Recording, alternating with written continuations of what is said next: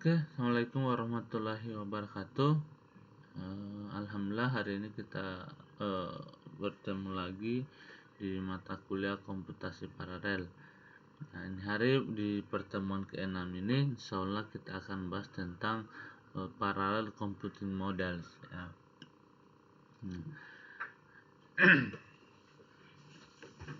Nah, dalam pertemuan kali ini ada dua pokok materi yang akan kita bahas. Ya. Ada dua pokok materi yang akan bahas, yaitu tentang komunikasi in parallel computing, bagaimana komunikasi di parallel computing itu sendiri, dan yang kedua adalah bagaimana parallel algorithm model. Jadi bagaimana model algoritma paralel itu sendiri. Nah, oke, kita akan bahas satu-satu ya. Nah, di komunikasi in parallel model itu terbagi menjadi dua ya. Terbagi menjadi dua berdasarkan saluran komunikasi yang digunakan. Jadi berdasarkan saluran komunikasi yang digunakan, komunikasi in parallel model itu terdiri atas share memory dan message passing. Jadi model komunikasinya itu terdiri dari dua bagian, yaitu share memory dan message passing. Nah, apa perbedaan antara keduanya ini? Nah, kita akan bahas satu-satu. Nah,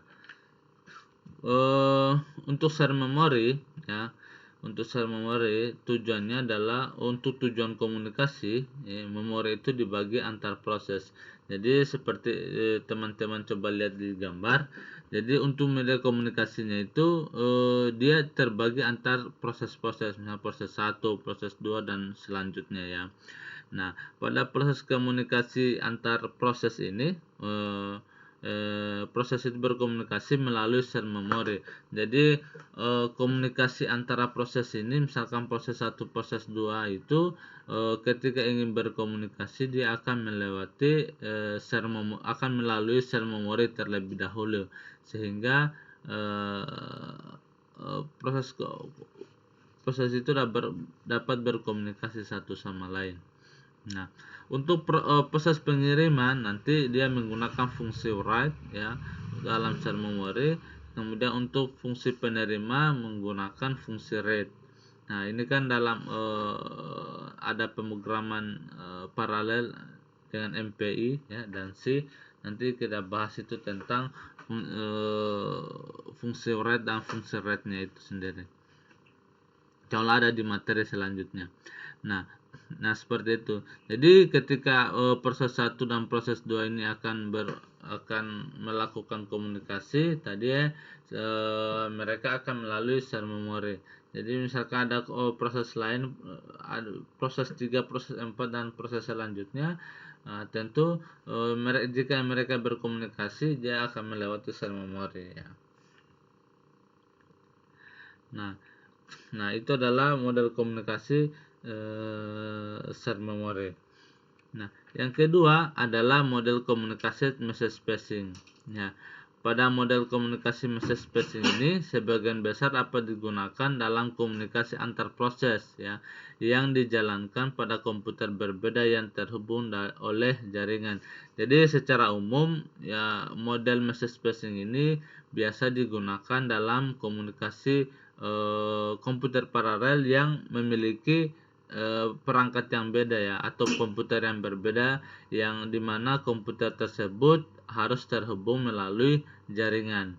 Nah, kemudian model message passing ini sebenarnya dapat digunakan untuk komunikasi yang dijalankan pada komputer, model komunikasi yang dijalankan pada komputer yang sama ya, bisa juga digunakan pada model komunikasi komputer yang sama, tetapi sangat tidak disarankan untuk model komunikasi pada komputer yang sama karena tidak akan memberi manfaat tambahan apapun dibandingkan dengan menggunakan model share memory.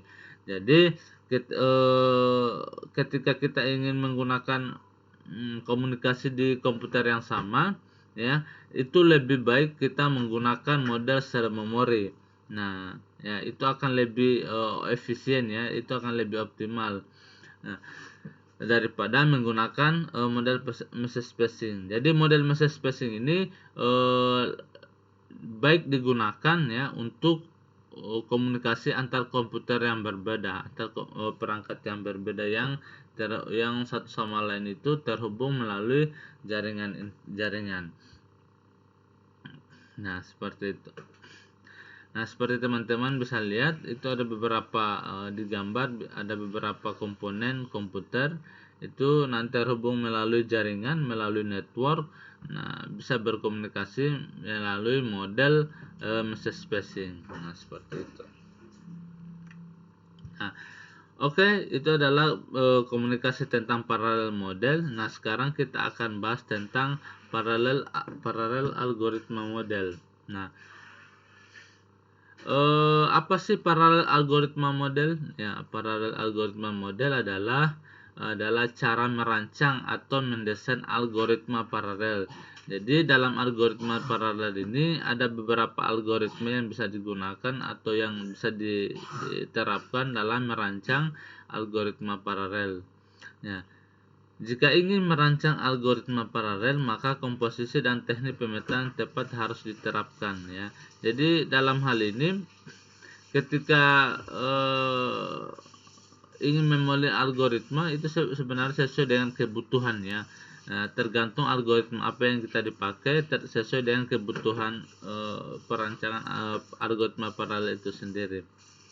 Nah, ada beberapa model yang tersedia untuk merancang algoritma paralel, yaitu berdasarkan persyaratan. Jadi ada beberapa algoritma yang bisa kita gunakan dalam merancang algoritma paralel model. Nah,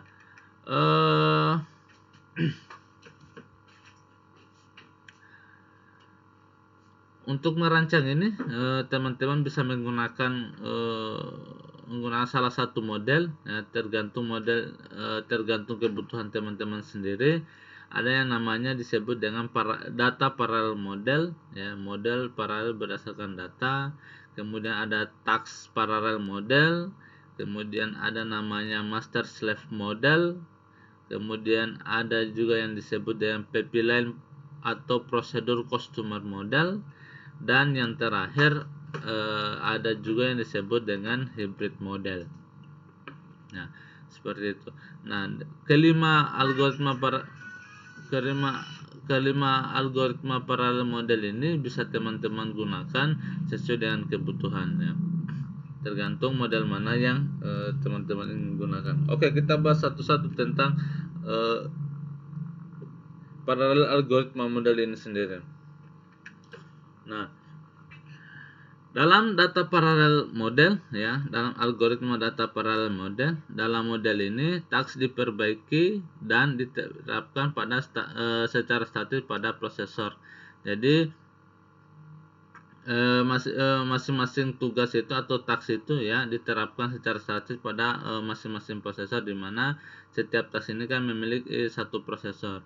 Nah, sedangkan data dibagi dan ditugaskan untuk task-task tersebut. Jadi teman-teman bisa lihat pada gambar ini, ketika ada dataset, problem dataset itu akan dibagi ya, satu problem dataset itu akan dibagi dibagi untuk masing-masing task yang digunakan. Nah, dalam setiap task ini melakukan operasi yang sama pada data yang ditugaskan dan prosesor yang berbeda. Jadi seperti halnya komputasi paralel kan dia menggunakan beberapa prosesor yang berbeda ya. Nah, masing-masing task ini dia menggunakan prosesor yang berbeda ya. Namun ketika ada problem misalkan searching number array ya, misalkan problemnya adalah kita akan mencari pencarian nomor dalam bentuk array. Nah, masing-masing task ini akan memproses data yang sama ya. Masing-masing task 1, task 2, dan task 3 ini karena dia berdasarkan data ya, dia akan mencari data yang sama, dia akan memproses data yang sama, seperti itu. Nah, itu adalah data model paralel. Jadi kalau fungsinya dia akan memproses data yang sama. Misal data task 1 ini akan akan mencari data di problem di sini kan ada 4 bagian ini. Nah, dia akan mencari masing-masing akan mencari data yang sama ya. Nah, seperti itu. Nah, sehingga nanti bisa menemukan untuk pencarian nomor dalam bentuk array ya. Ya. Dia akan memproses data yang sama. Keempat task ini dari task 0, task 1, task 2, task 3 semuanya akan memproses data yang sama, akan mencari data yang sama, yaitu data berupa nomor ya. Nah, seperti itu. Misalkan yang data yang digunakan data yang akan dicari adalah untuk pencarian nomor ya, dia akan mencari data yang sama seperti itu. Kemudian ada namanya task parallel model. Jadi dalam task parallel model ini yaitu pekerjaan dibagi menjadi tugas-tugas sedemikian rupa sehingga mereka dapat melakukan pekerjaan secara mandiri. Nah, dalam data paralel model tadi kan dia memproses semua task itu memproses data yang sama ya. Berbeda dengan task paralel model, dia itu membagi beberapa tugas sedemikian rupa sehingga dapat dilakukan secara bersamaan dan mandiri ya. Nah, pada task paralel ini ya, tugas-tugas task ini dapat melakukan operasi yang berbeda ya, pada data yang berbeda dan mengeksekusi pada prosesor yang berbeda. Nah, seperti teman-teman yang lihat ya. Contohnya misalkan menemukan angka dalam array yang diberikan prima atau ganjil ya, bilangan prima atau bilangan ganjil ya. Nah, misalkan ada problem di sini, ada data problemnya, dia akan membagi berdasarkan task-tasknya yang ada, sehingga misalkan task 1 mencari bagian prima, bilangan prima ya, seperti itu ya. Task 2 untuk mencari yang bilangan ganjil dan task 3 dan seterusnya ya. Nah, itu kemudian dieksekusi pada prosesor yang berbeda. Jadi pada ada problem ini dia akan membagi bagian-bagian ya, akan membagi tugas-tugas ya, sehingga dia akan membagi tugas-tugas pencarian datanya untuk masing-masing prosesor yang berbeda. Nah, seperti itu. Berbeda dengan data paralel model tadi, dia akan mencari data yang sama, sedangkan task parallel model ini dia akan data itu dia akan bagi-bagi ya, dia itu akan bagi-bagi kemudian dia akan mengeksekusi secara bersama-sama dan mandiri seperti itu. Nah, selanjutnya ada namanya master slave model. Jadi dalam model ini yaitu master slave menghasilkan task yang ditugaskan ke proses lain yang disebut dengan proses kerja. Jadi dalam master slave model ini ada namanya master proses dan ada slave proses. Jadi ada master proses ini akan membagi beberapa bagian pekerjaan atau task itu ke masing-masing slave ya. Nah, masing-masing slave ini ketika ada outputnya nanti dia akan kembali mengirimkan ke master prosesnya. Nah, setelah menyelesaikan tugas, proses pekerjaan akan mengirimkan hasilnya ke proses master. Nah, misalkan ada data yang dicari tadi pada algoritma master slave model ini, dia akan misalkan data itu akan dibagi lagi menjadi akan dibagikan ke slave prosesnya, ke masing-masing slave prosesnya ya. misalkan slash proses 1, proses 2 dan proses 3. Nah, ini yang akan mencari ini ada yang akan memproses data. Slash ini yang akan memproses data ya. Nah, setelah ada outputnya, ada hasilnya, slash ini akan kembali mengirimkan ke master prosesnya. Nah, seperti itu. Nah, itu adalah model dari master slave model. Nah, kemudian selanjutnya ada yang disebut dengan pipeline atau prosedur customer model ya. Dalam model ini aliran data dilewatkan melalui proses yang berbeda secara berurutan ya, di mana setiap proses melakukan beberapa operasi data. Nah, jadi dia ada beberapa proses di sini, ada beberapa data inputan yang bisa dieksekusi secara berurutan ya. Data yang berbeda yang bisa dieksekusi secara berurutan ya. Nah, banyak pipeline proses jadi banyak pipeline pemrosesan seperti ini, seperti pada gambar itu dilakukan secara paralel. Jadi semua dilakukan secara bersamaan dan berurutan. Nah, contohnya misalkan ketika ingin melakukan digital image processing, misalkan dalam hal ini kita melakukan imaging acquisition ya. Nah, dalam proses imaging acquisition ini kemudian akan dibagi di masing-masing inputan ya. Ada beberapa inputan. Masing-masing inputan ini ya akan mengerjakan pekerjaannya masing-masing ya. Akan mengerjakan pekerjaannya masing-masing. Tentu ini dengan masing-masing prosesor yang berbeda ya. Nah, akan mengerjakan prosesornya masing-masing. Misalkan dalam image processing itu, data image processing itu dibagi menjadi 3 bagian. Nah, misalkan akan dibagi masing-masing bagian itu akan melalui inputan masing-masing task ya. Nanti masing-masing task ini akan bekerja ya, kemudian nanti menghasilkan outputnya masing-masing. Sehingga tentu dengan hal ini ketika data yang diproses itu banyak ya, ini akan cepat pemrosesan data itu sendiri ya, seperti ini.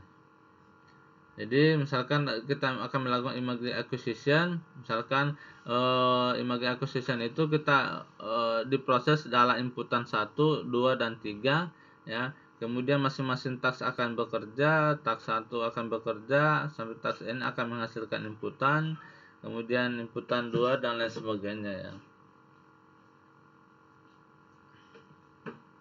Nah, seperti itu. Nah, kemudian ada namanya hybrid model. Jadi hybrid model ini terdapat beberapa bagian model yang diterapkan secara hierarki ya. Nah, beberapa model diterapkan secara berurutan ke fase yang berbeda dan algoritma paralel. Jadi hybrid model ini dia itu akan menggabungkan beberapa model algoritma model paralel itu sendiri ya. Dalam penerapannya dia akan menggabungkan beberapa algoritma paralel itu sendiri. Jadi tergantung algoritma mana yang ingin dipilih sesuai dengan kebutuhannya teman-teman. Nanti sesuai kebutuhan, misalkan teman-teman ingin misalkan penerapannya untuk memproses data yang sama, bisa menggunakan data untuk pencarian data yang sama, bisa menggunakan data paralel model, ataupun pencarian data itu akan dibagi berdasarkan tugas-tugasnya atau task-tasknya, bisa menggunakan task paralel model. Kemudian misalkan jika datanya sudah banyak, kemudian bisa juga menggunakan data dalam jumlah banyak, bisa juga menggunakan pipeline prosedur ya. Ya, jadi masing-masing data akan mengirimkan masing-masing data akan diproses oleh masing-masing task itu sendiri. Nah, oke, mungkin untuk pertemuan tentang para algoritma model ini cukup sampai di sini. Nah, jika ada yang ditanyakan atau tentang materi ini, silakan nanti berkomunikasi melalui WA Telegram ya. Seperti itu. Silahkan tanyakan di WA Telegram, nanti kita akan diskusikan. Oke, mungkin cukup sekian pertemuan hari ini, dan saya akhiri dengan ucapan Assalamualaikum warahmatullahi wabarakatuh.